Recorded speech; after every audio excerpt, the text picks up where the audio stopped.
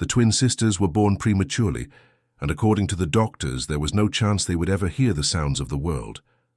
But when their father returned from a trip, he witnessed his new wife administering a cruel treatment to one of the girls.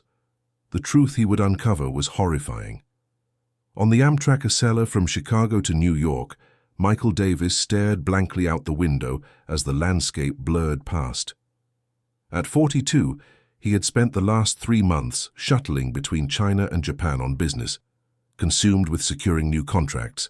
His company, Apex Construction Group, had grown rapidly in recent years, and his relentless work ethic was the engine behind its success. But success had only brought him money. The deep void in his heart remained unfilled. 3 years ago, his life had changed completely after losing his beloved wife, Sarah. Pregnant with their twin daughters, Mia and Chloe, Sarah had suffered complications from a premature birth.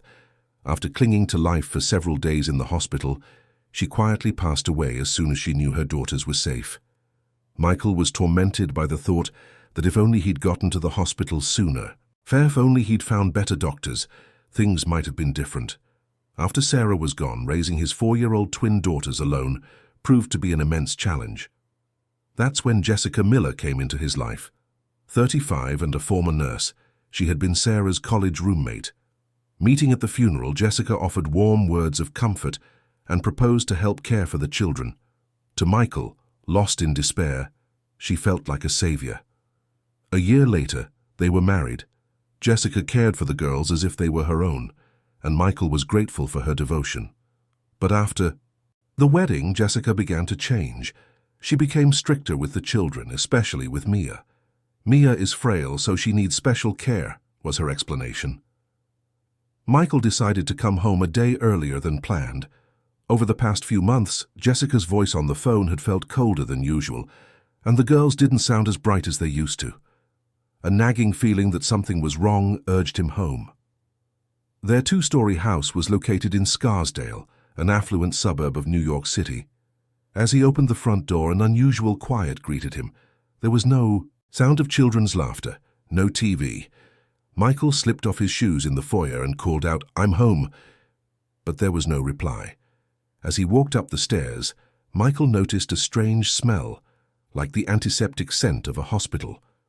On the second floor, a faint light seeped from under the door to the girls' room. He approached it cautiously. Inside, a horrific scene was unfolding. Mia was tied firmly to the bed, a towel stuffed in her mouth to muffle her cries. Jessica held Mia's head steady with one hand while with the other she dripped liquid from a small vial into the child's ear. Mia's face was contorted in agony, tears streaming down her cheeks. In the corner of the room, Chloe watched in terror, her hands clamped over her mouth. "What are you doing?" Michael roared, rushing into the room. Jessica spun around, startled, her expression instantly turning cold. "When did you get here? You can't just come in without disinfecting yourself," she scolded, as if he were the one at fault. "Why is Mia tied up like this? What is going on?" Michael ran to his daughter and began to untie the restraints. "Don't touch her," Jessica snapped. "Mia is suffering from an acute ear infection. She also has severe laryngitis and a high fever, so she needs a special treatment. If you touch her carelessly, you could make it worse." Michael looked at Mia's face. It was flushed red, and her eyes were swollen. But it was hard to tell if it was from illness or something else. "Then shouldn't she be at a hospital? Why are you doing this at home?" "We've already been to the hospital. This is a treatment prescribed by Dr. Evans himself. He said Mia's condition is so severe that we have to administer it by force if necessary." Jessica's voice was filled with conviction. Michael was confused. Dr. Evans was their family pediatrician, a doctor they had trusted since Sarah was alive, if he had recommended this treatment. But seeing his daughter's pained expression was tearing him apart. "Chloe, are you okay?" Michael asked, turning to the trembling girl in the corner. She just shrank back further. It was a stark contrast to the usual Chloe, who would run into his arms the moment she saw him. "Chloe's fine, she's just scared seeing her sister in pain," Jessica explained. "Unlike Mia, Chloe is healthy, but I'm keeping them separate to prevent any infection." Just then, Mia let out a small whimper. Michael tried to go to her again, but Jessica blocked his path. "You really can't touch her. You need to avoid contact until the treatment is over. You could get infected, and more importantly, Mia's condition could worsen." Michael could only stand there, helpless. With no medical knowledge, he had no grounds to argue with Jessica. The guilt from losing Sarah made him even more hesitant. What if he made another wrong decision and harmed his daughter? "We're going to the hospital again tomorrow morning. I'm going to ask Dr. Evans about this myself," Michael said. "Of course. That will put your mind at ease, won't it?" Jessica smiled, but the smile felt cold. That night, Michael couldn't sleep. The faint whimpers from Mia and Chloe's soft sobs echoed in his ears. The house only fell silent in the early hours of the morning. The next morning, on the way to Dr. Evans's pediatric clinic, Jessica kept explaining Mia's condition. "The truth is, Mia has had hearing problems since birth. There were several complications because she was born prematurely. The reason I didn't tell you was because I didn't want you to suffer." Michael was stunned. How could he have been unaware of something so important? At the clinic, Dr. Evans explained in a calm voice, "Mia has a congenital hearing impairment. The treatment Mrs. Davis administered yesterday was to prevent an ear infection. It may have looked like she was in pain, but without it, her condition could become much more serious." "But why didn't I know about this until now?" Michael asked. "Mrs. Davis has taken such excellent care of the girls. She never misses a checkup and manages their health professionally at home, so there haven't been any major issues. In fact, she's been handling it all on her own because she didn't want to add to your stress while you were so busy." Michael felt a wave of shame. Guilt washed over him for being so absorbed in his work that he hadn't properly understood his own daughter's health. He felt sorry for doubting Jessica. "I'll pay more attention from now on," Michael said. "I'm glad to hear you say that," Jessica replied with a satisfied look. "But if you suddenly get too involved, it might confuse the children.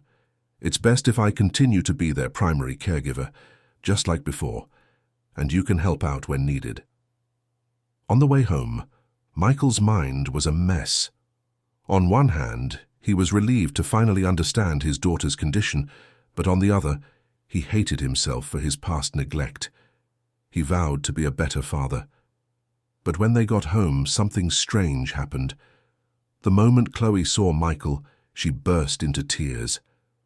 "Daddy, I'm scared," she said in a trembling voice. When Michael tried to hug her, she recoiled. "Chloe, it's me, Daddy. Why are you scared?" Michael's heart ached. Why was his own daughter so afraid of him? "The kids have been on edge lately," Jessica quickly intervened. "With Mia being sick, Chloe is stressed out too. She'll be fine in a few days." She went to Chloe and pulled the child into her arms. Miraculously, Chloe stopped crying in Jessica's embrace. Over the next few weeks, Michael watched his daughters change. Mia grew quieter each day and no longer ran around with her old energy. Instead, she always looked tired and dozed off frequently. Jessica explained it was a side effect of the treatment, but something felt wrong to Michael. Chloe had changed too. The once chatty and bright girl was now withdrawn. When Michael spoke to her, she would only nod or give short answers. At night, he often heard her crying out from nightmares. "Chloe seems so quiet," Michael mentioned to Jessica. "She's being cautious because her sister is sick. That's how kids are. When one is ill, the other is affected." Jessica's explanations were always plausible. But Michael was uneasy. He was especially bothered by Mia's lack of response to him. She wouldn't turn. When he called her name or look when he waved. Did she really have a hearing problem? A month later, Jessica delivered shocking news. "Honey, I have wonderful news," she said, her face flushed. "I think I'm pregnant." Michael was stunned. He was happy, but he wasn't sure if having another child right now was the right thing to do. "Really? Are you sure?" "Yes, the doctor confirmed it. I'm 8 weeks along." Jessica looked ecstatic. "This is a new beginning. It's hope for our family." Michael's feelings were mixed. While he felt a sense of anticipation for a new life, he was worried about Mia and Chloe's current state. "With Mia in this condition, will it be okay?" Michael asked cautiously. Jessica's expression darkened for a moment. That's exactly what I'm worried about. Mia's condition is getting worse. She's getting frequent infections and she's even started having seizures. I don't know if I can safely carry a new baby in this situation. What do you mean, seizures? Michael was shocked. This was the first he'd heard of it. She's had several while you were away. Febrile seizures from high fevers. Dr. Evans is very concerned.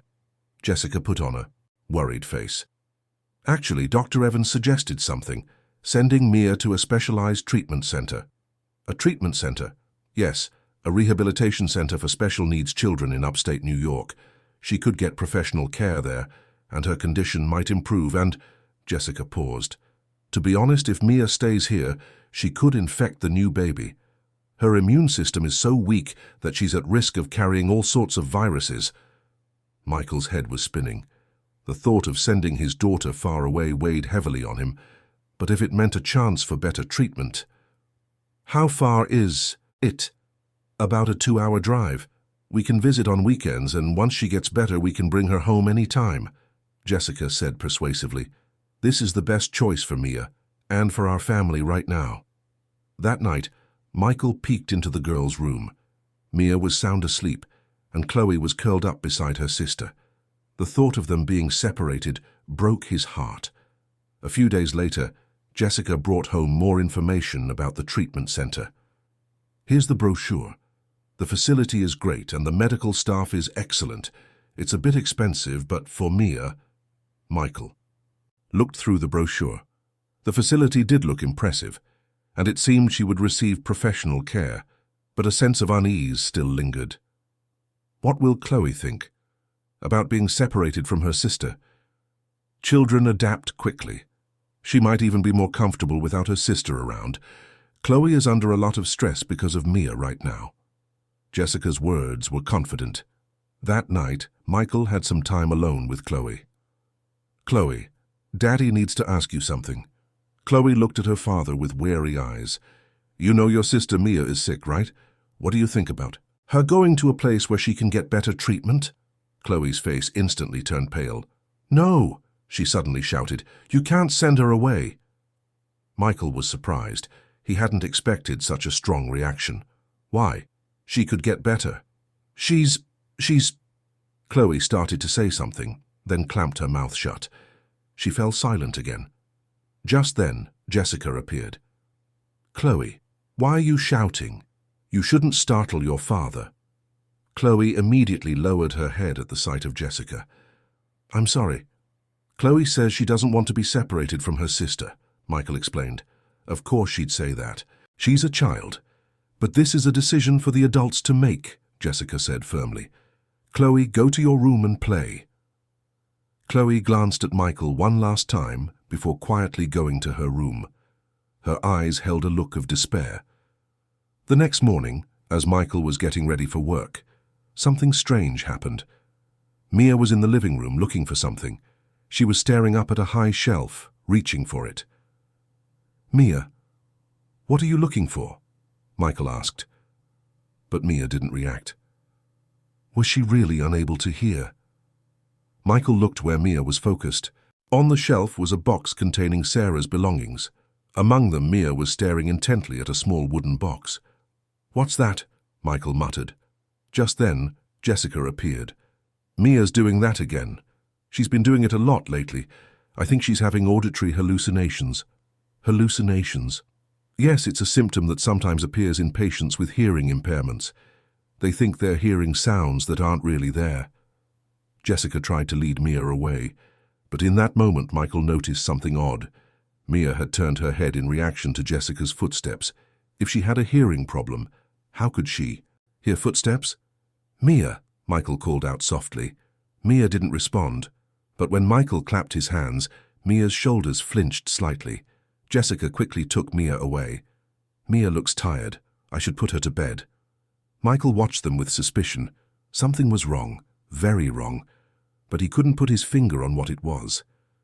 Even at work, Michael's mind was filled with questions. The events at home were becoming increasingly incomprehensible. On his way home that evening, he made a crucial decision. When he arrived, Jessica was waiting for him with a grave expression. "Honey, something terrible happened. Mia had a severe seizure today. Dr. Evans said we can't delay any longer. We have to send her to the treatment center tomorrow." Michael was taken aback. Why so suddenly? "Mia's condition is deteriorating rapidly. She lost consciousness this afternoon and barely woke up. Dr. Evans made an emergency house call and said her life could be in danger if we leave her here." Tears welled up in Jessica's eyes. Michael was confused. The Mia he had seen this morning didn't seem that sick. "Where is Mia?" "She's sleeping in her room. She was given a sedative, so she's sleeping deeply," Jessica explained. "Dr. Evans said he would contact the center staff tomorrow morning to process her admission immediately." Michael went to Mia's room. He opened the door to find her lying in bed, fast asleep. Her face was pale, but she was breathing evenly. "Mia," Michael whispered, taking his daughter's hand. It felt cold. Just then, Chloe appeared from a corner of the room. She looked at Michael with tear-filled eyes. "Chloe, are you okay?" Chloe said nothing, but tugged on Michael's sleeve. Then she whispered so quietly it was almost inaudible. "Daddy, my sister isn't sick." "What?" Michael asked, shocked. But at that moment Jessica entered the room. "Chloe, what are you doing in here? You can't make noise when your sister is sick." Chloe immediately fell silent, glancing nervously at Jessica. Jessica took Chloe's hand and led her out of the room. Left alone, Michael stared at Mia.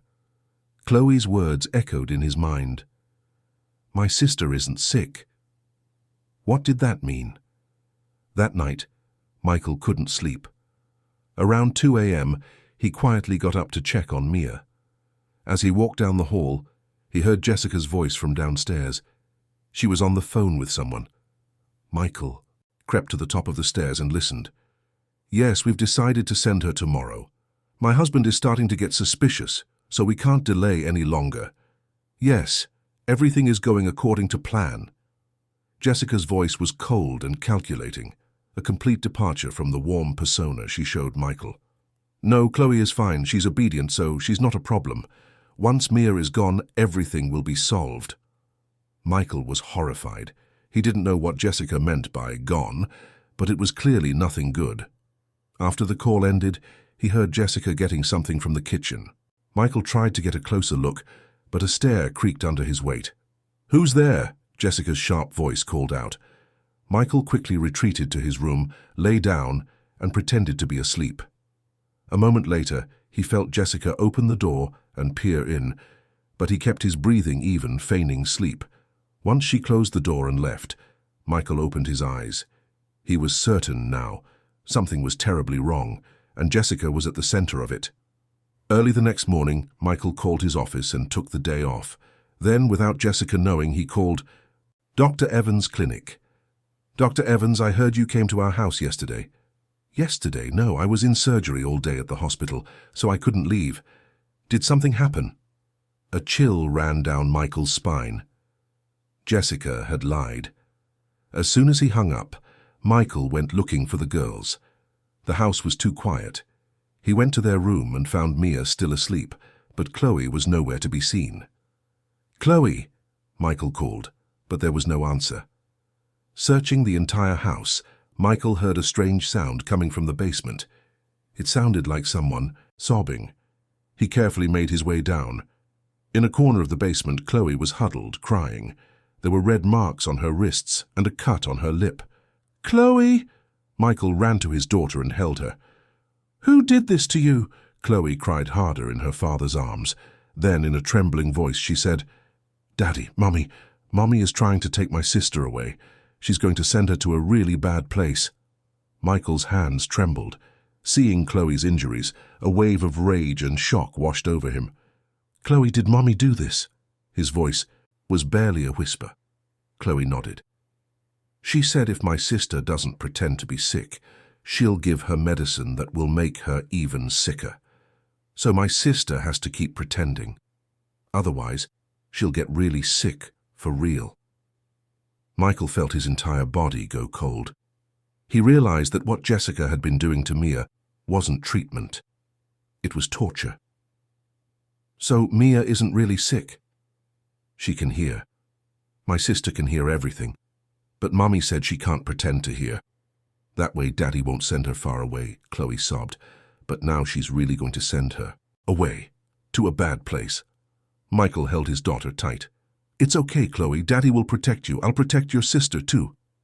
But his mind was racing. How could this have happened? Daddy, Mommy's coming, Chloe said, terrified. Just then, he heard Jessica's voice from upstairs. Chloe, where are you? Michael quickly whispered to Chloe. Chloe, don't tell Mommy we talked. It's our secret, okay? Chloe nodded, and Michael took her hand, carefully leading her out of the basement. Oh, there you are, Jessica said with a smile, but her eyes were cold. Chloe, why did you go into the basement? I told you it's dangerous. I was just playing hide and seek, Chloe answered quietly. Jessica looked at Michael. Honey, aren't you going to work? I took the day off. I was worried about Mia, Michael replied, trying to sound as normal as possible. Oh, that's good. You'll be able to see Mia's condition for yourself. Jessica's smile felt even colder. Michael went to Mia's room. His daughter was still asleep, but on closer inspection her breathing was irregular. It was as if she were awake but pretending to be asleep. Mia, Michael called softly. Mia didn't respond. But when Michael placed a hand on her shoulder, the child flinched slightly. Mia is in a deep sleep. The sedative is still in her system, Jessica said from behind him. She'll probably wake up this afternoon. The people from the center are scheduled to pick her up then. Michael turned to face Jessica. By the way, did Dr. Evans really come over yesterday? I checked and... What do you mean? Jessica's expression hardened for a second. I called the hospital, and they said Dr. Evans was in surgery all day and couldn't leave. Jessica seemed flustered for a moment before regaining her composure. Oh, that wasn't Dr. Evans, it was Dr. Lee, the pediatric neurologist. I must have misspoken. It was such a frantic situation. Michael knew she was lying, but hid his expression. Ah, I see. Yes, Dr. Lee said Mia's condition is extremely serious. We can't delay any longer. Jessica continued her web of lies. That morning, Jessica went out. She said she was going shopping, but Michael suspected she had another purpose. Seizing the opportunity, Michael was finally alone with Mia. Mia, it's Daddy, Michael said gently. Daddy knows everything. It's okay now. Mia still didn't respond, but Michael didn't give up. Mia, Daddy will protect you. You don't have to pretend to be sick anymore. At that, Mia's eyelids fluttered. Slowly, she opened her eyes. They were filled with fear. Daddy, Mia said in a small voice. She could hear, after all. Michael hugged his daughter. I'm sorry, Mia. I'm so sorry I was late. Daddy, I'm scared. Mia started to cry. Mommy put something weird in my ear. It hurts. Michael's heart felt like it was being torn apart. It's okay now. Daddy will fix everything. Daddy, is Chloe okay? Chloe got hit too, Mia asked, worriedly. Chloe's fine, and you're going to be fine now, Michael said, stroking his daughter's hair. Just then, Chloe entered the room. The sisters looked at each other and burst into tears. Mia! Chloe ran to her sister. Chloe! Mia hugged her younger sister. Watching his daughters, Michael was overcome with rage. How could Jessica do this? But he needed a plan, not just emotion. Girls, Daddy is going to take you somewhere safe. But until then, you have to act the same way you have been in front of Mommy. Do you understand? Both children nodded. Mia, when Mommy comes back, you have to pretend to be sick again. And Chloe, you keep being quiet. Daddy needs some time to get ready.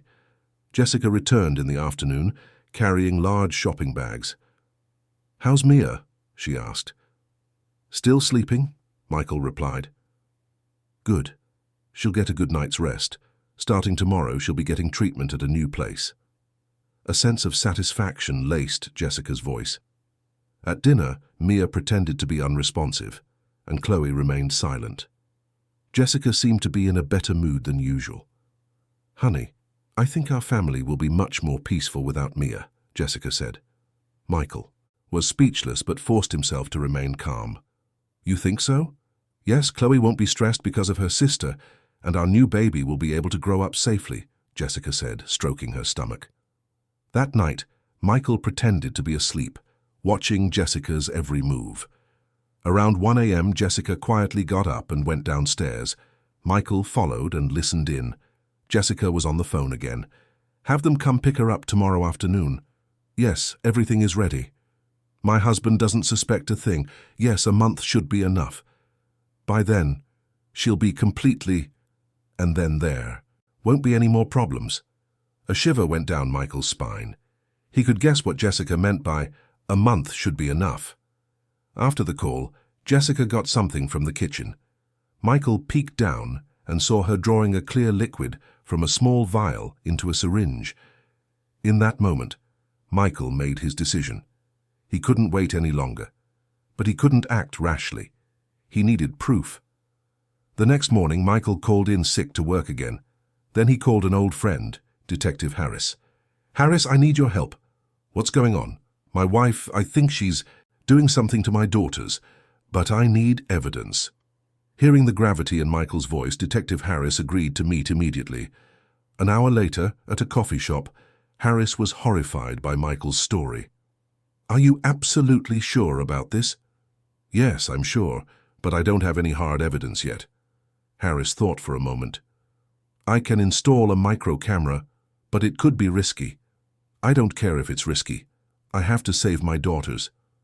That afternoon, Detective Harris came to Michael's house and installed a tiny camera in Mia's room, hidden inside a stuffed animal, giving it a full view of the room. Now all we can do is wait, but be careful. If your wife finds out, things could get more dangerous. That evening, Jessica announced that the people coming to pick up Mia would arrive tomorrow morning. Finally, Mia will be able to get proper treatment, she said with a smile. But that night, something terrifying happened. Around 3 a.m., Jessica went into Mia's room. Michael secretly followed and watched through a crack in the door. Jessica took out a syringe and approached Mia. Since you won't listen, I'm going to make you really sick now. At that moment, Mia woke up. Mommy, please. It's too late. Once you leave tomorrow, you'll never be able to come back. Jessica's voice was cold and cruel. Michael couldn't take it anymore and was about to burst into the room, but just then Chloe suddenly started crying. Mommy, I had a scary dream. Startled, Jessica hid the syringe. Chloe, why are you up at this hour? Michael quickly hid in the hallway, watching the situation unfold. Can I sleep with my sister? Chloe asked. No, your sister is sick. You could get infected, Jessica said firmly. But Chloe kept crying, distracting Jessica. Eventually, Jessica gave up and took Chloe out of the room. In that moment, Michael realized Chloe had done it on purpose. His 4-year-old daughter had found the courage to save her sister. The next morning arrived, and the people Jessica mentioned were due to arrive soon. Michael knew this was his last chance. But then, something unexpected happened. When the doorbell rang, Jessica happily opened the door. You're here early. But standing at the door wasn't a center employee, it was Detective Harris. Mrs. Miller, I'm here to ask you a few questions. Jessica's face paled for a second, but she quickly forced a smile. Detective, what brings you here? Detective Harris answered calmly. We received a report of child abuse. I just need to verify a few things. Michael emerged from the living room, making eye contact with Harris but pretending they were strangers. Child abuse? Jessica feigned shock. Who would make such a report? It was an anonymous tip. Do you have a child named Mia in this house? Jessica hesitated for a moment before regaining her composure. Yes, we do, but we take very good care of our children. In fact, we're very worried because Mia is sick. What illness does she have? She has a congenital hearing impairment, and she's been having seizures lately. Jessica recited her prepared answers. Harris jotted notes in his pad. May I see the child? Of course, but she's in a deep sleep right now because of her medication, so it might be difficult to wake her, Jessica explained. That's fine. I can check on her while she's sleeping. Reluctantly, Jessica led Detective Harris to Mia's room. Michael followed. Inside, Mia was lying in bed, seemingly fast asleep. Harris carefully observed the child's condition. How long has she been asleep like this? Since last night. She had a seizure, so she was given a sedative, Jessica replied. Harris gently lifted Mia's arm. Several needle marks were visible. There are a lot of injection marks. They're for her treatment. The doctor said they were necessary. A hint of tension crept into Jessica's voice. Just then, Chloe entered the room. Seeing the detective, she got scared and hid behind Michael. "Is this Chloe?" Harris asked. "Yes, they're twins," Michael answered. Harris approached Chloe, knelt down to her eye level. "Chloe, don't be scared. I just want to ask you a few things. Is that okay?" Chloe glanced at Jessica, then nodded. "Chloe, has anything scary happened at home?" Chloe opened her mouth, then closed it again, conscious of Jessica's gaze. "It's okay, take your time." I'm okay," Chloe said quietly. Harris noticed the mark on Chloe's wrist. "Chloe, how did you get that cut on your wrist?" "I fell." Chloe lied. Jessica interjected. "The children have been very sensitive lately. They're stressed because their sister is sick." Harris looked at Jessica. "Could I see the children's medical records, please?" "Of course. Just a moment." Jessica left to get the files. While she was gone, Harris whispered to Michael, "The camera is running, just a little longer." Michael nodded. Just then, Chloe approached Harris and whispered in his ear, "Mister, my sister needs help." Harris looked at Chloe. "What kind of help?" But the sound of Jessica returning made Chloe fall silent again. Jessica came back with a thick file. "Here are all of Mia's medical records." As Harris was looking through the documents, the doorbell rang. "Oh, that must be the people from the center," Jessica said, pleased. "They're here to pick up Mia." "The center?" Harris asked. "Yes, she's going to a specialized treatment center to get better care," Jessica explained. Jessica opened the door and two men entered. They looked like medical staff, but something about them seemed off to Michael. "Mrs. Miller, are you all ready?" one of them asked. "Yes, the detective is just finishing up. Please wait a moment." Harris eyed them suspiciously. "Which center are you from?" "The Albany Rehabilitation Center," one replied. "Can I see some identification?" They exchanged a nervous glance. "Our IDs. We must have left them in the car." Harris's suspicion grew. "Could you please go get them?" Jessica cut in. "Detective, this is a bit of an urgent situation. Mia's condition is serious, and she needs to get treatment quickly." "Even so, we must follow procedure." Michael was tense. He doubted these men were really from a center, but he couldn't act rashly. "I'll be right back. I'll get them from the car," one of the men said, heading outside. In the meantime, Harris continued to review the file. "This is strange. There's no mention of a congenital hearing impairment in these records." Jessica's face tightened. It was discovered recently, so the records probably haven't been updated yet. Then who is her attending physician?" Dr. Evans." Harris took out his phone and called the clinic. "Is Dr. Evans available? It's regarding a patient consultation." "Yes, a child named Mia Davis." A moment later, Harris's expression grew serious. "Yes, I understand." Hanging up, Harris looked at Jessica. "Dr. Evans says he has no patient by the name of Mia Davis." Jessica was completely flustered. That can't be... Wait, maybe it was a different hospital." Just then, the man who had gone outside returned. "Sorry, it's not in the car either. I must have left it at the office." Harris was now certain something was seriously wrong. "Everyone, please have a seat. We need to have a more detailed conversation." Jessica's face was ashen, and the two men looked anxious. "Mrs. Miller, for what exact treatment are you sending this child away?" Mia is in a serious condition," Jessica stammered. Suddenly, a sound came from Mia's room. Everyone turned to look. "Mia!" Chloe suddenly shouted and ran into the room. When everyone followed, they were met with a startling sight. Mia was awake and sitting up in bed. "Mia!" Michael ran to his daughter. "Daddy," Mia said clearly. Harris looked at Jessica with accusing eyes. "You said she had a hearing impairment, but she's speaking." Jessica was speechless. That's... And you said she was in a deep sleep, but she got up on her own." Just then Mia spoke in a trembling voice. "Mr. Detective, I'm not sick. Mommy did bad things to me." Harris knelt beside Mia. "What bad things did she do?" "She put hurting medicine in my ear, and she told me to pretend to be sick. If I didn't, she said she'd hurt me more." Jessica's face was a mask of horror. Mia is talking nonsense. It's hallucinations from the medication." "Mommy tried to give me a shot last night," Mia continued. "She said it was a scary medicine."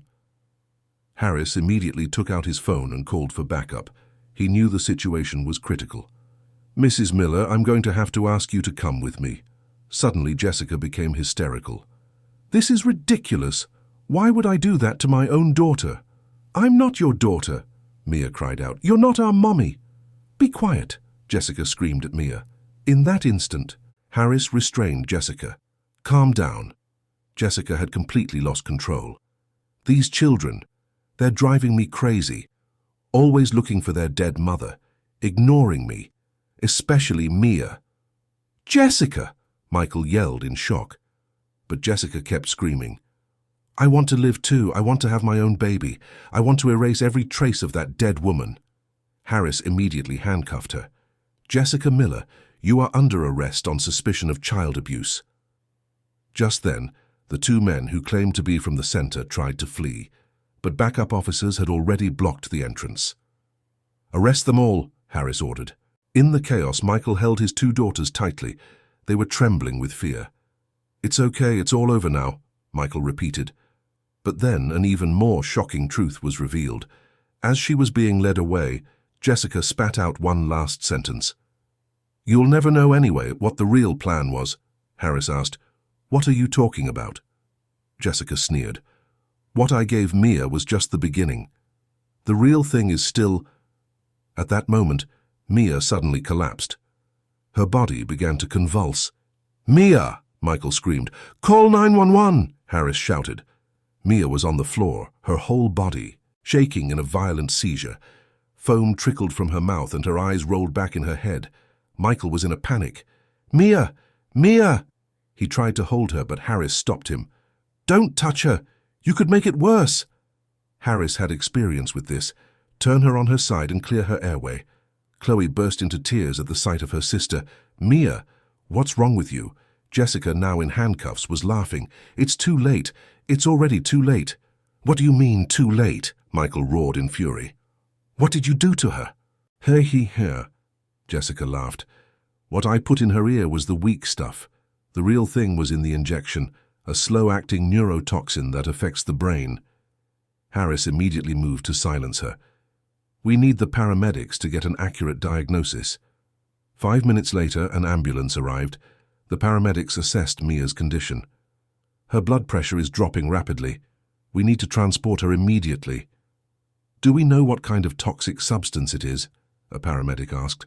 Michael glared at Jessica. "Tell them, what did you use?" Jessica remained silent, but Harris spoke in a stern voice. "If you don't cooperate now, you'll be charged with attempted murder." "It's a neurotoxin," Jessica finally admitted. "It slowly destroys brain cells." The paramedic immediately radioed the hospital. "We have a neurotoxin poisoning patient. Prepare the antidote." As Mia was loaded into the ambulance, Michael followed, holding Chloe, who was still crying. "Daddy, is my sister going to die?" Chloe asked in a trembling voice. "No. She's going to be okay," Michael answered, though his own voice was shaking. In the emergency room, the medical team moved with urgency. Mia was transferred to the ICU, and Michael and Chloe had to wait outside. An hour later, a doctor emerged. "Are you the family?" "Yes, I'm her father." "The child's condition is critical. The neurotoxin has already caused significant damage to her brain. Fortunately, her life is not in immediate danger, but—" "But what?" Michael asked anxiously. "There's a high probability of lasting effects. Memory loss, speech impairment, reduced motor skills. We won't know the full extent for a few more days. Michael felt his world crumble. Chloe clutched her father's leg and cried. Just then, Detective Harris arrived. We searched Jessica's house. We found some disturbing things.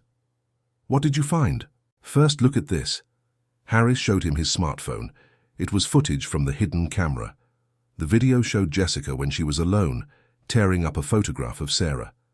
That woman took everything from me, Jessica muttered in the video. My husband, my house, even the children's love. She's dead, but she's still tormenting me. The video continued. Jessica was looking at a photo of Mia and Chloe. Especially this one.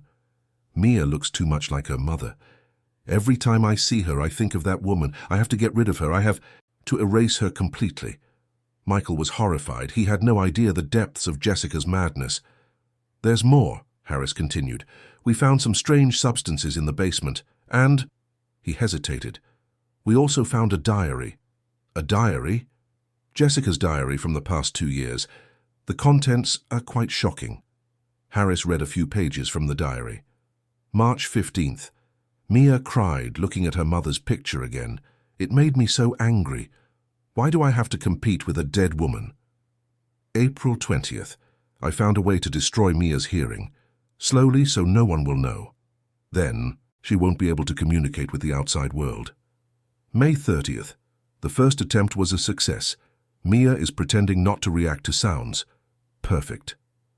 Michael couldn't listen anymore. Stop. But there's something more important, Harris said, reading on. August 10th, the pregnancy is confirmed. Now I'll have my own child, but if Mia and Chloe are here, my child will have to share my love. I don't want that. September 1st. I've made a plan. Get rid of Mia first, then Chloe. Naturally, so no one will suspect a thing. Chloe, who had been listening, clung tighter to Michael in fear. And this is the last page. Harris's voice grew grim. Yesterday. Tomorrow I send Mia away. Not to a center, but somewhere else, a place she can never return from. And Chloe will be next, in a month. Michael was trembling. If he had been any later, if Harris hadn't come, who were those people who said they were from the center? They were members of a human trafficking ring. Jessica paid them to take the children, probably to sell them overseas. Michael was too shocked to speak. Just then, an urgent announcement came over. The hospital's PA system. Is the guardian for patient Mia Davis present? Michael rushed to the ICU. A doctor was waiting with a serious expression. Her condition has changed suddenly. The toxin is stronger than we thought, and it's causing cerebral edema. We need to perform emergency surgery. Surgery? Isn't it risky? It's riskier not to. You need to decide now. Michael didn't have time to think. Do the surgery. Waiting outside the operating room, Michael was consumed by self-blame. Why hadn't he noticed sooner? Why hadn't he suspected Jessica? Chloe sat quietly beside her father, letting out an occasional, "Sobi, Daddy, if I had been braver, could I have saved my sister?" Chloe asked. "No, Chloe, you were already so brave, like how you helped your sister last night," Michael said, hugging his daughter. "But Mommy, she was planning something even scarier." Michael couldn't answer. It pained him that Chloe understood everything. 3 hours later, the operating room doors opened. The surgeon came out, his expression somber. The surgery was a success. We removed the swelling. So she's going to be okay. However, the doctor hesitated. The damage from the toxin is severe. The nerves related to her hearing were particularly damaged. Michael's heart sank. Ironically, the hearing impairment that Mrs. Miller tried to fake is now likely to be a reality. Her speech may also be affected. How much can she recover? We can't say for sure at this point. It will depend on her will and the extent of her rehabilitation, but, the doctor said frankly, a full recovery is unlikely. In that moment, Michael was overcome with helplessness. The guilt that his daughter was like this, because he had failed to protect her, was crushing. Chloe looked at her father's despair and grew even sadder. "Daddy, can I see my sister?" "In a little while, and we can see her in a little while." Just then, Detective Harris reappeared. Jessica confessed. She told us the whole plan. What plan? At first, she only intended to get rid of Mia, but Chloe saw too much and kept trying to protect her sister, so she decided to get rid of them both. Rage boiled inside Michael. And then? Her plan was to raise her own child and inherit all of your assets. She boasted that it was the perfect plan. That crazy woman. And one more thing, something Jessica said at the end. What was it? The neurotoxin she gave Mia. She said it gets stronger over time, which means the child's condition could worsen over the next few weeks. Michael was in despair. Her condition was already this bad, and it was going to get worse. Just then, a nurse appeared. Mia is awake, but she's acting strangely. Michael and Chloe rushed to the ICU. Mia was lying in bed with her eyes open, but her gaze was vacant. Mia, Michael called out gently. Mia looked at her father, but her expression was empty, as if she didn't recognize him. Mia. Chloe approached and took her sister's hand. Just then, Mia opened her mouth, but what came out was a strange sound. Not words, but a meaningless moan. The doctor explained, "It seems her speech center has been damaged. She'll have to learn how to speak all over again." Michael looked at his daughter and burst into tears. His vibrant, intelligent Mia was gone. A week had passed since Mia was admitted to the hospital. Michael and Chloe visited her every day, but Mia's condition showed no improvement. In fact, just as the doctor had warned, the effects of the toxin seemed to be worsening. "Mia, it's Daddy," Michael would repeat every day, but Mia would only look at him with no sign of recognition. Sometimes she would move her mouth, but only meaningless sounds came out. Chloe would sit by her sister's bed and read from a small book. "Mia, this is our favorite storybook. Do you remember?" But it seemed Mia didn't recognize Chloe either. The doctors gave a more detailed explanation of her condition. The brain damage has severely impaired her memory, speech, and cognitive functions. It's as if a 4-year-old has to learn everything from scratch again. "Is there any chance of recovery?" Michael asked desperately. "To be honest, it's very low, especially with the toxin still in her system." The doctor trailed off. "It would take a miracle." Michael fell into despair. He couldn't focus on work, and he couldn't sleep at night. Everything felt like his fault. Meanwhile, Chloe was also showing serious changes. She became much quieter and had frequent nightmares. Every night she would wake up crying, "Mommy's coming back." "Chloe, that mommy is gone. All the bad people have been caught." Michael tried to soothe her, but Chloe's trauma was not easily healed. One day Chloe said to Michael, "Daddy, I'm sorry I couldn't save my sister sooner." "What? Chloe, it's not your fault." "But if I had been braver when Mommy was doing bad things to her." Tears welled up in Chloe's eyes. "If I had told you sooner." Michael hugged his daughter. It broke his heart that a 4-year-old was feeling such guilt. The next day, Michael made a major decision. He decided to quit his job. Right now, his daughters were more important than money. "Sir, are you really resigning?" his vice president asked. In shock. "Yes, my family needs me more right now. But the company is at a crucial stage.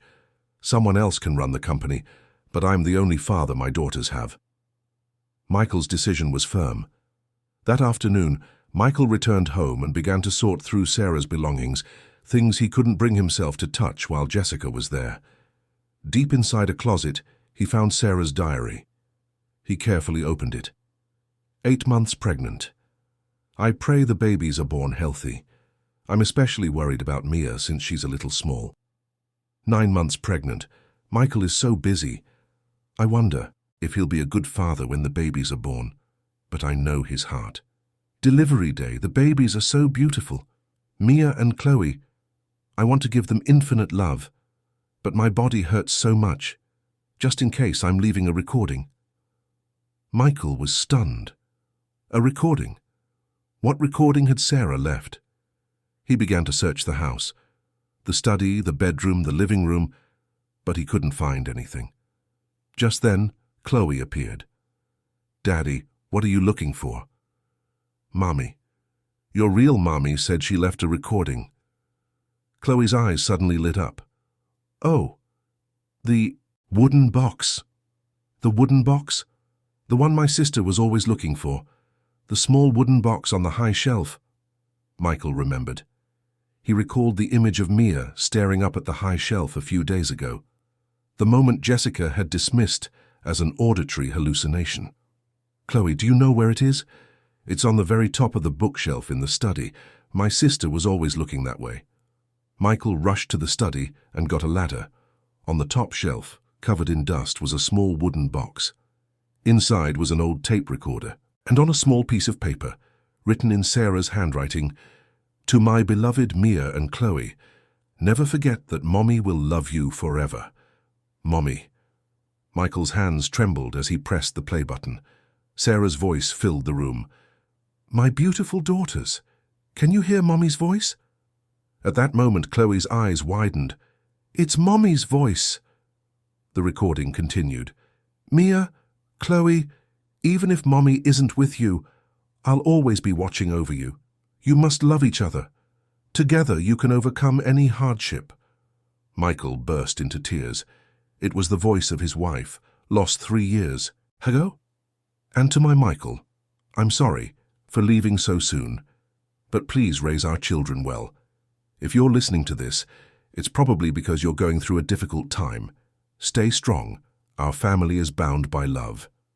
At the end, Sarah sang a lullaby, the same one she always sang to Mia and Chloe when they were babies.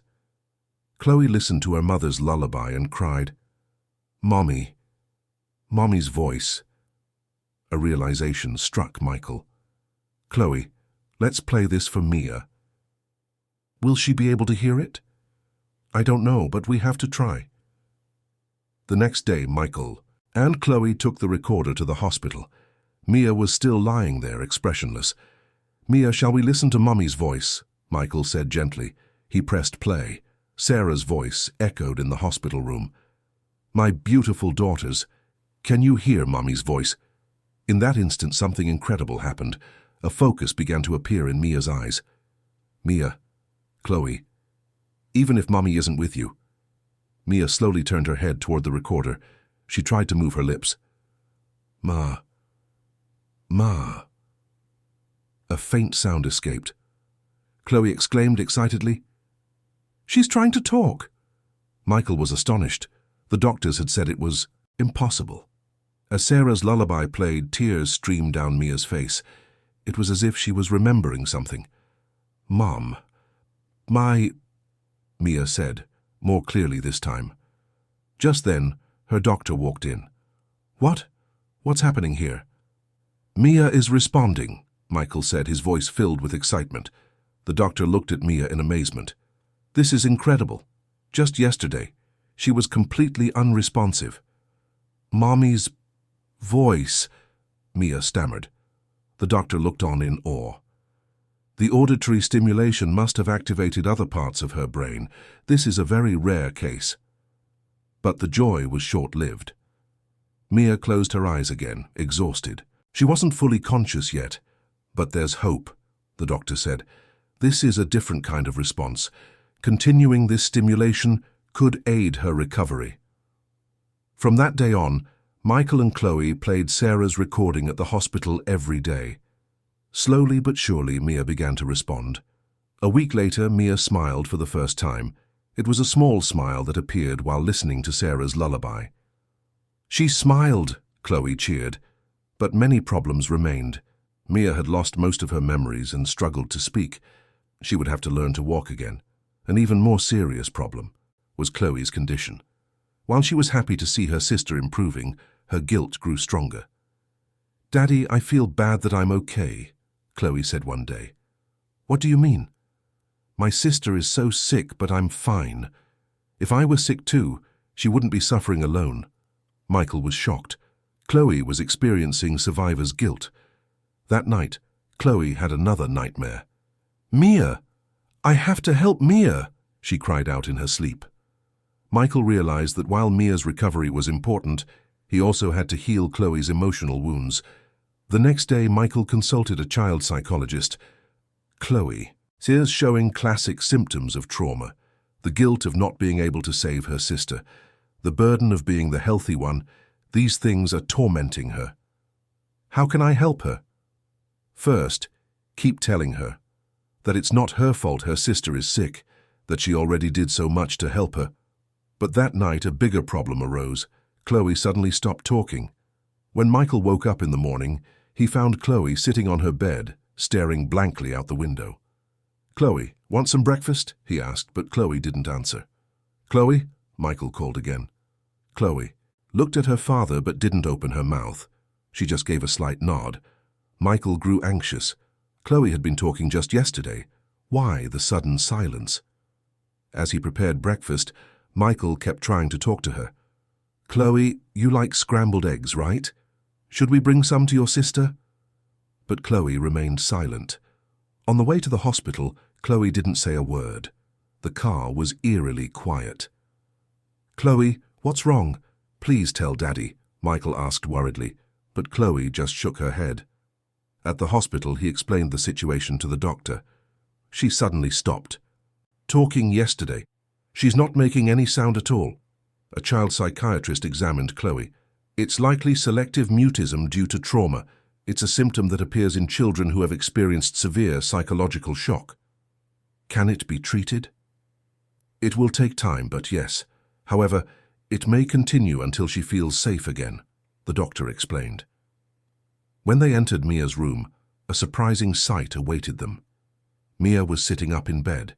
She was leaning on a support, but she was sitting up on her own. "Mia," Michael said, overjoyed. D, Mia said with difficulty. Her pronunciation wasn't clear, but she had definitely said Daddy. Chloe smiled at the sight of her sister. She didn't speak, but her expression conveyed her joy. "Look at your sister sitting up, Chloe," Michael said, but Chloe only nodded. The doctors were also amazed by Mia's recovery.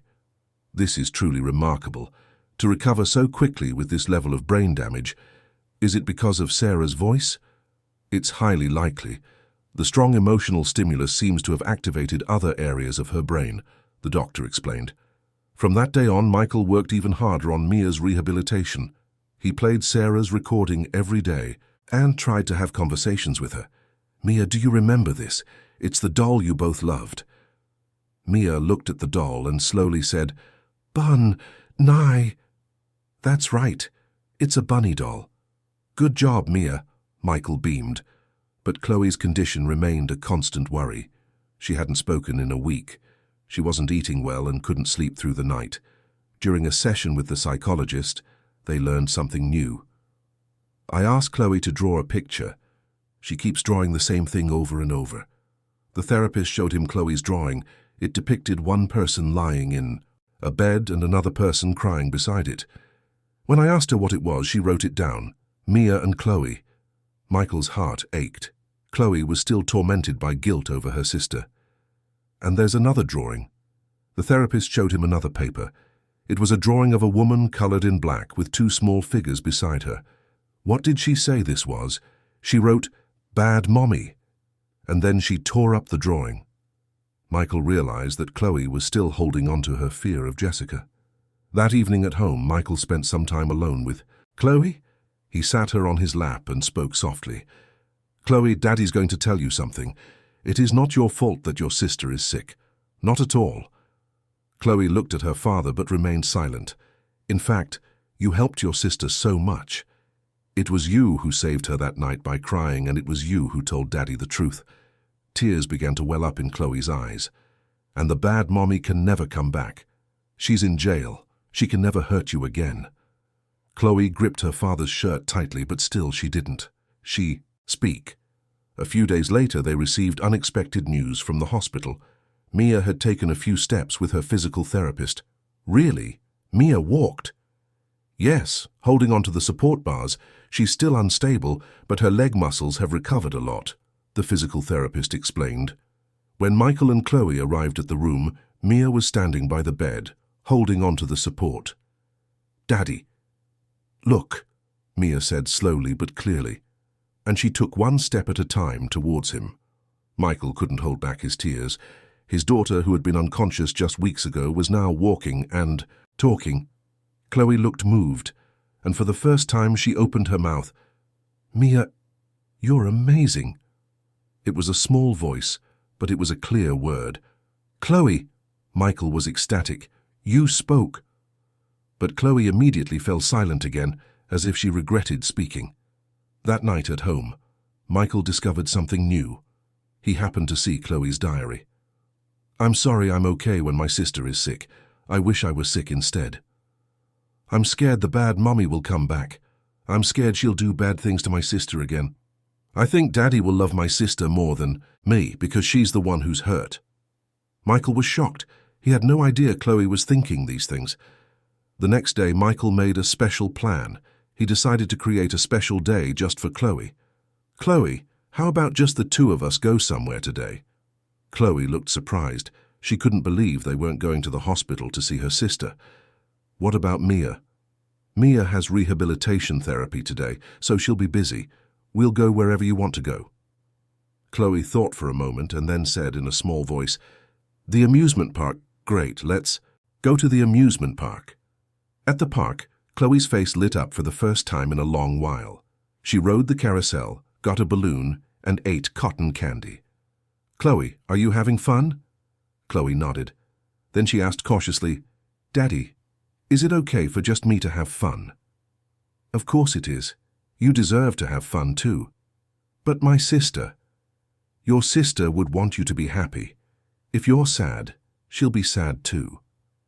That evening, when they returned home, Chloe spoke a little more. She wasn't fully recovered, but she was slowly getting better. But the next day they received shocking news from the hospital. Mia had suddenly developed a high fever and lost consciousness. "It could be a residual effect of the toxin," the doctor explained. "Her body hasn't completely expelled it, so these symptoms can appear intermittently." Michael was devastated. Just when he thought Mia was recovering, she was in danger again. Seeing Mia lying in the ICU, Chloe clammed up again, and a more serious symptom appeared. That night, Chloe started running a fever, but the doctors couldn't find a cause. "All her test results are normal. It doesn't seem to be a physical illness." "Then what is it?" "It's likely a psychological symptom, an unconscious desire to be in the same situation as her sister." Michael couldn't understand. Why would Chloe want to make herself sick? But after talking to the psychologist, he understood. Chloe thinks she has to suffer the same pain as her sister to alleviate her own guilt. It's a form of self-punishment. That night, with both his daughters sick, Michael felt completely lost. Just then, a nurse rushed over. "Mia is awake, but she's saying strange things." Michael rushed to Mia's room. She was sitting, up in bed, but her eyes had a strange, distant look, as if she were lost in a memory from years ago. "Mia, are you okay?" Michael asked as he approached. Mia looked at her father and said in a childlike voice, "Daddy, where did Mommy go? We have to find Mommy." Michael was stunned. It seemed Mia had regressed to a memory from years ago. "Mia, Mommy left me and Chloe. Daddy, please find her." Mia started to cry. A doctor rushed in to check on her. This could be a symptom of memory confusion caused by the toxin. The brain damage may have jumbled her sense of time. "When will she return to normal? We can't be sure. We'll have to observe her for a few more days." At that moment, Chloe's fever spiked, and she was rushed to the emergency room. Michael spent the day in a frantic haze running between his two daughters. Chloe's doctor had a grave expression.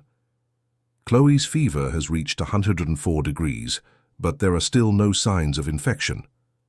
"So it's really psychological?" "It's highly likely. The child is trying to punish herself. She seems to think she needs to experience the same suffering as her sister." Michael was overcome with despair.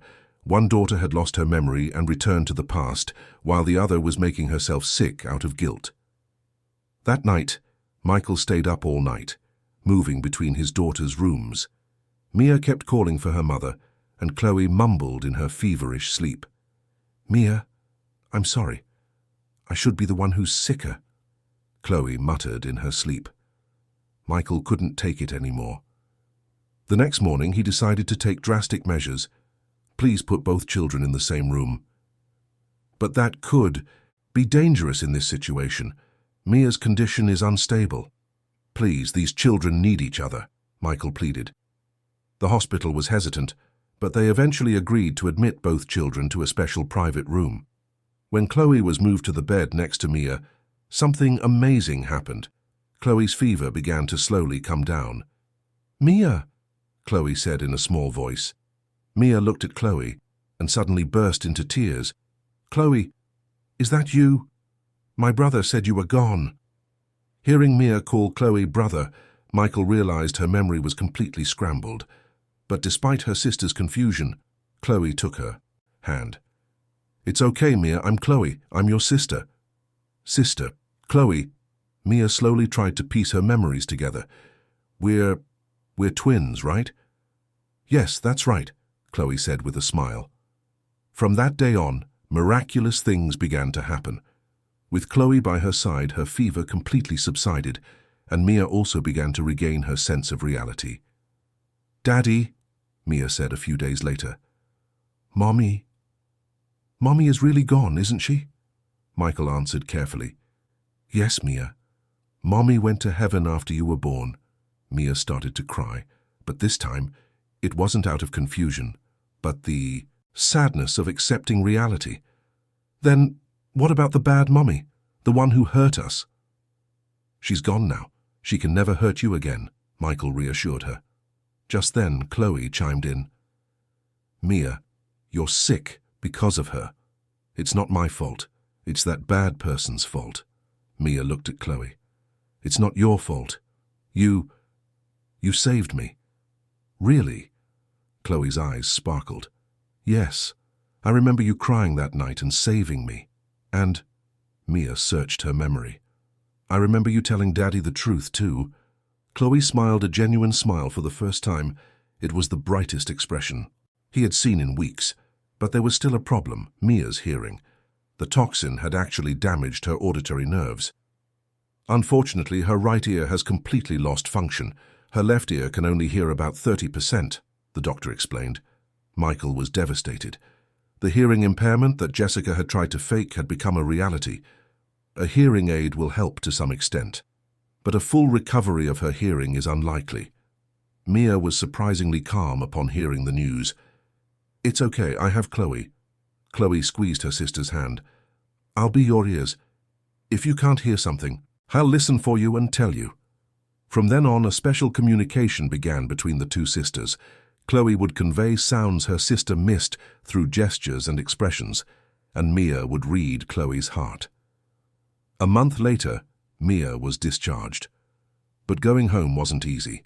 The house was filled with terrible memories of Jessica. "Daddy, can we move to a different house?" Chloe asked. "Yes, let's start fresh somewhere new," Michael replied.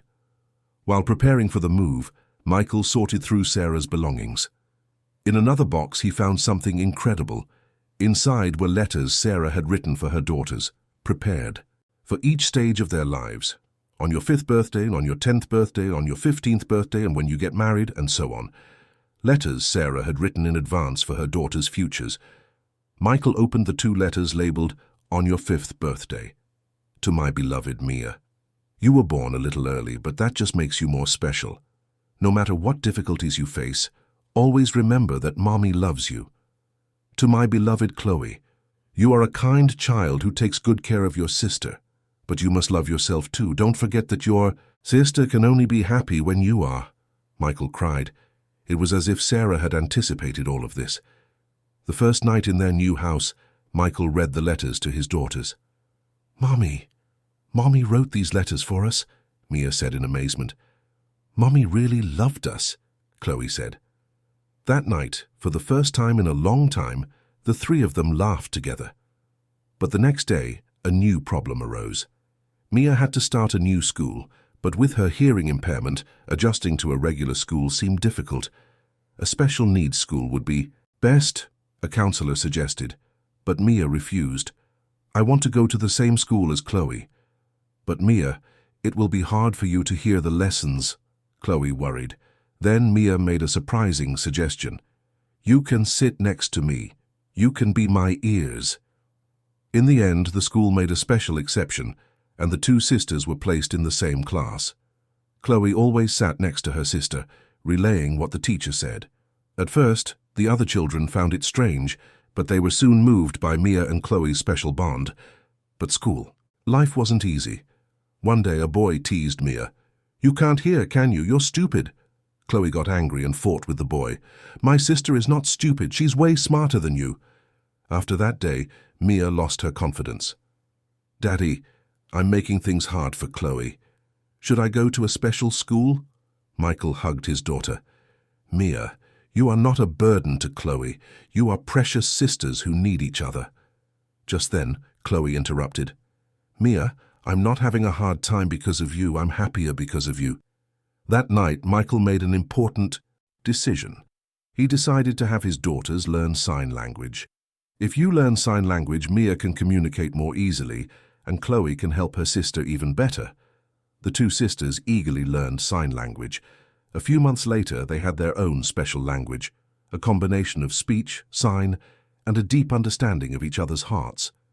But then, unexpected news arrived. A letter had come from Jessica in prison.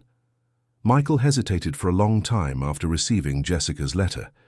He decided to read it alone without telling his daughters. The envelope, stamped with the prison seal, was addressed to Michael Davis, a final confession. He opened it to find pages filled with Jessica's handwriting. "Michael, I know you hate me, but please read this letter. I don't have much time left to tell the truth." Michael continued reading, his heart pounding. "The truth is, I was never Sarah's friend. I was a younger student who was consumed with jealousy for her. I envied everything she had. So when I heard she was dying, I saw it as an opportunity." Michael's hands trembled. Jessica had approached him with lies from the very beginning.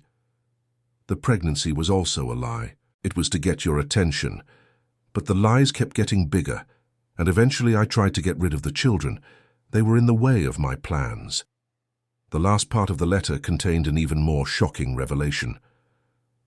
"There is an antidote for the poison I used on Mia. I kept it hidden just in case. Behind the bookshelf in the study, there's a small vial in a crack in the wall. Find it and show it to a doctor. For Mia's full recovery." Michael rushed to the study. He moved the bookshelf and found a small crack, and inside a tiny glass vial was hidden. The next day, Michael took the vial to the hospital. The results of the analysis were astonishing. "This is indeed an antidote. It could help restore Mia's hearing," the doctor said excitedly. "A full recovery might be difficult, but there's a chance for significant improvement." Mia began the new treatment. A few weeks later, something incredible happened. Mia started to hear sounds with her left ear. "Daddy, I can hear. I can hear sounds," Mia shouted with excitement.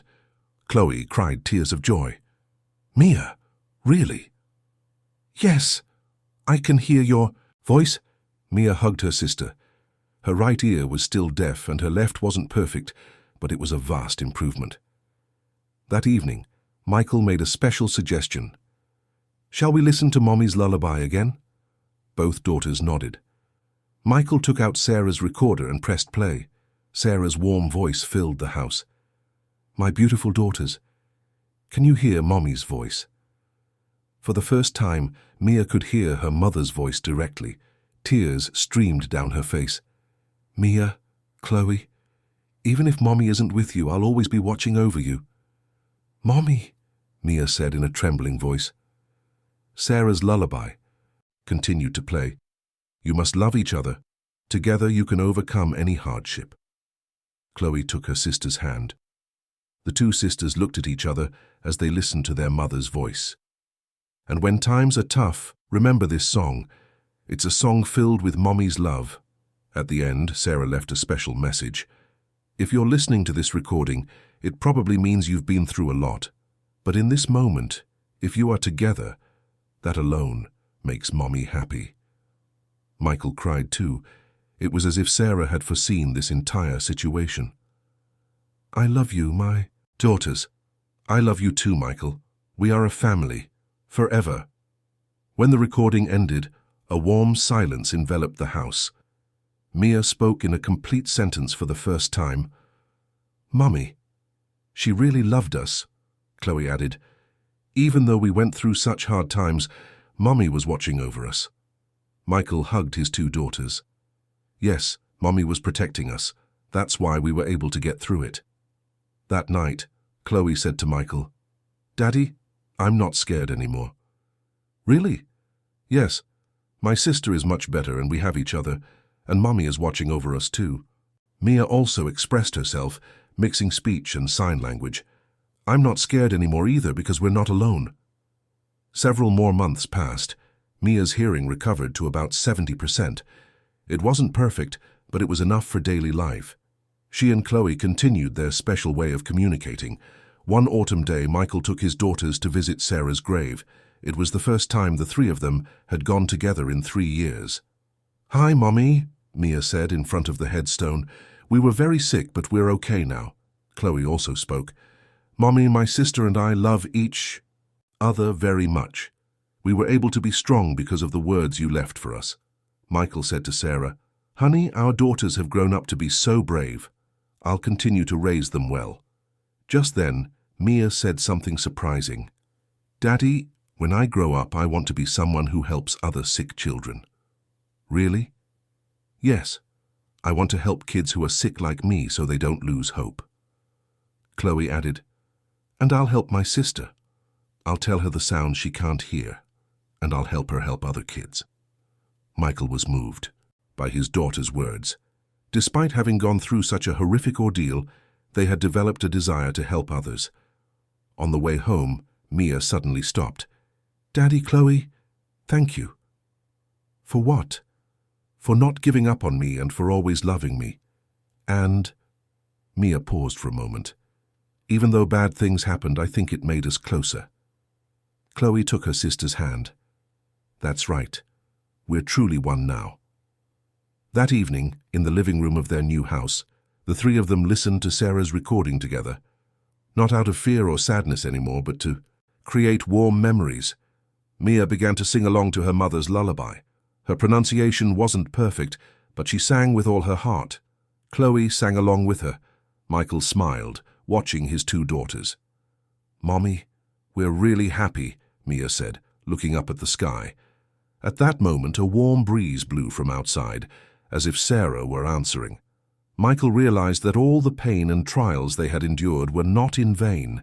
In fact, those experiences had made them a stronger, more loving family. Chloe no longer suffered from guilt, and Mia was overcoming her disability with a dream of helping others. And Michael had truly become a father who protected his daughters. That night, for the first time, Mia and Chloe slept deeply, without nightmares. Michael, too, fell into a peaceful sleep for the first time in a long while. Waking up at dawn, Michael peeked into his daughter's room. The two sisters were sleeping peacefully, holding hands. They're really okay now, Michael whispered. Just then, Chloe mumbled in her sleep.